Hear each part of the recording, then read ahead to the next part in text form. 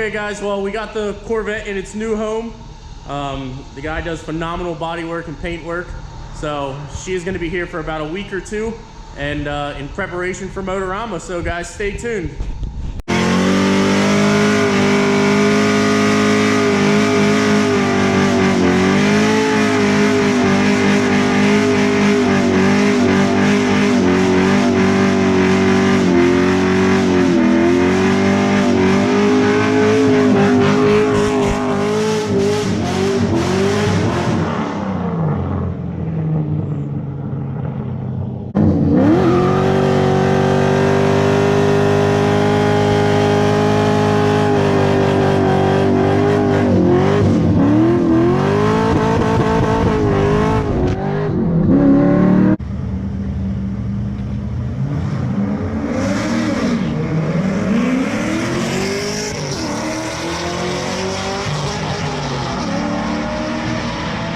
This is part of what gets me too.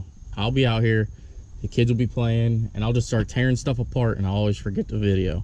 But as of right now, we are working on that 2012 Audi A4. Like I said, this one did have bent valves, so we are working on pulling the head off. As you can see, I already have the intake off of it, the injector rails and everything like that. Pretty much just plugging and chugging. I didn't realize didn't really think about it. I was just kind of going with the grain of things and then realized I haven't GoPro'd anything. So here we are. We got everything just about disassembled. We got to pull the valve cover off, and we should have it apart here in the next hour, and then we'll be able to find the carnage.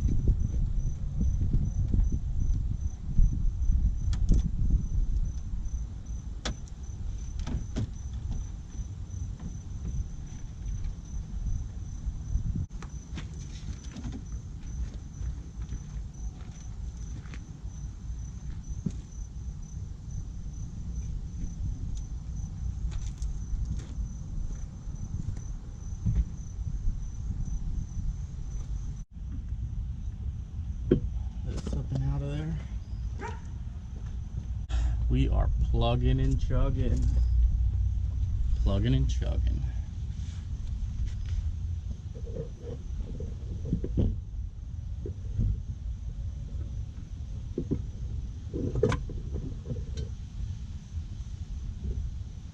All right, there you have it. Cams are out. I'll go ahead and pull the rockers over. Pull them up and out so that we don't lose them. Let me actually get a box here real quick because we're getting into the thick of it. Not sure how well you guys will be able to see anything, but so far, oh yeah, she's up. So I'm gonna go ahead and lift this head out of here, provided nothing else is stuck on. I see one more line here.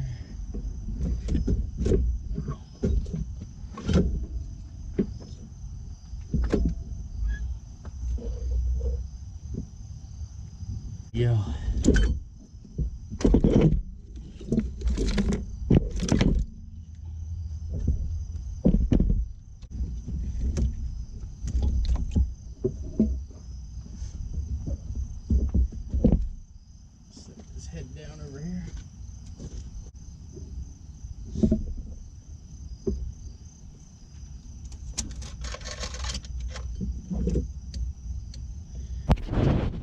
And there you have it.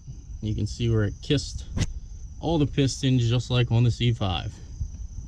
So now we will get the head to the machine shop, and I'll check over these pistons, clean them up real good, make sure they're not cracked, and we'll be ready to put her back together. Good morning, guys, and welcome back to another beautiful episode. Terrible day. It's a little cloudy, a little overheady, but we're gonna make the best of it. Now, this car's been here for about 3 or 4 days. I had to make a brake line for it, and now I just need to get somebody over here to help me bleed them.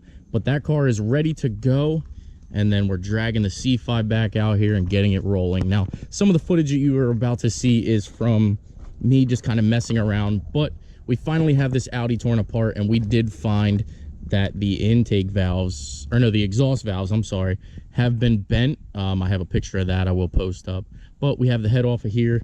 It definitely kissed them pretty good. So normal timing failure. I tossed some stuff under here so it didn't get wet because it looked like it was going to rain. But as you can see by the damage on the pistons here, took a little bit of a slap. So I'm going to go ahead and get this all cleaned up and everything like that, and just assess damage, make sure there's no scores on the cylinder walls or, you know, anything like that, or, you know, cracks in the pistons, anything like that majorly. I just want to make sure there's no issues so that when I drop the head off, I can say, hey, everything else looks 100%. Let's get this thing back together and rock the next project. I know it's not a C5 update like you guys want, but we're working on it, guys.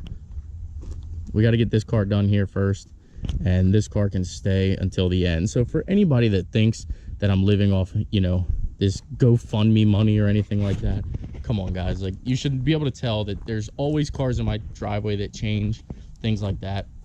I don't want to say it's rubbing me the wrong way, but it's common sense. I mean, I work. There's a different car, obviously the Integra. There's a different car over here, the Audi. You know, there's just so much that goes on over here, guys, that you guys don't see, you know.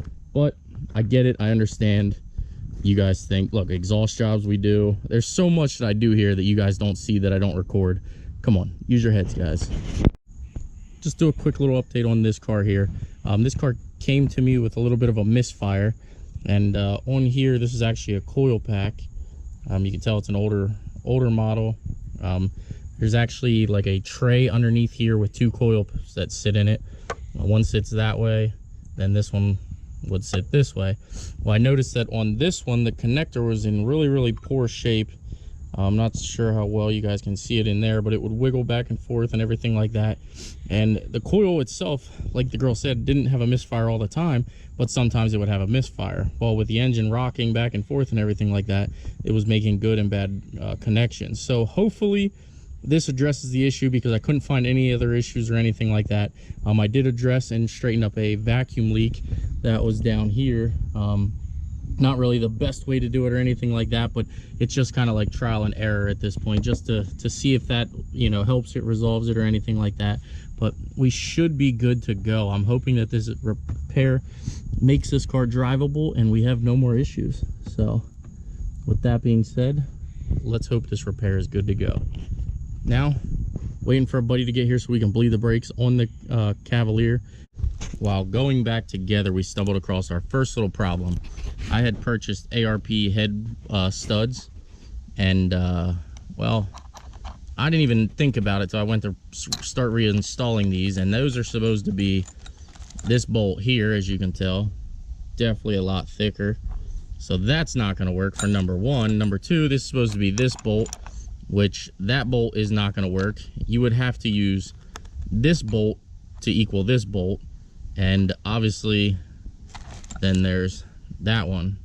So this is supposed to be, like I said, this bolt there, that's obviously too short and will not work. That one's supposed to be the small one, obviously that's not going to work.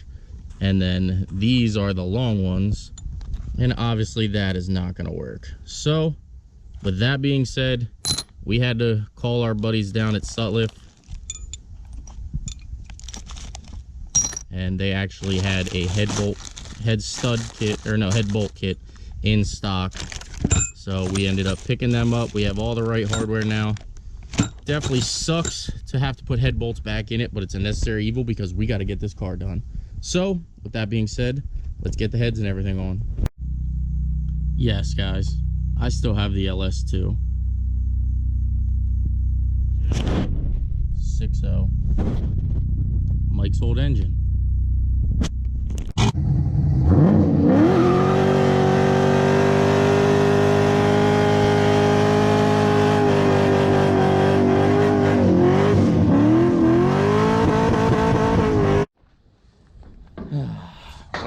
Oh man, Miles, what are you doing to me, buddy? We're on a road trip here. We can't afford any downtime. I mean, it is everywhere though. You can see in there. I don't know why it's white either.